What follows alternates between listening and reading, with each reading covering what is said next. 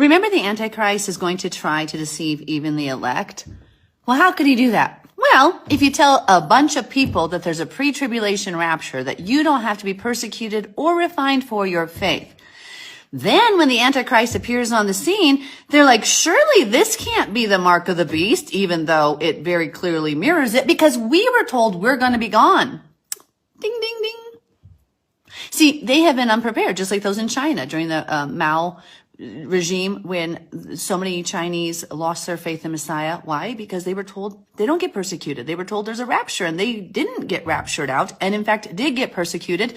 And they're like, well, we don't want to serve that God that lets us get refined and purified. We don't want to serve a God that lets us be persecuted, even though Paul warned them. 1 Thessalonians 3, he says we are in fact appointed to persecutions, afflictions, and tribulations, right? That's what he says in those passages.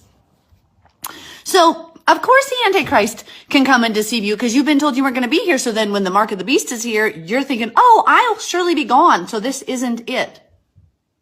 And then how many of you are going to have been taught a false God of just greasy grace? So when it does come, the tough times, you're like, well, I don't want to serve that God, that meanie God.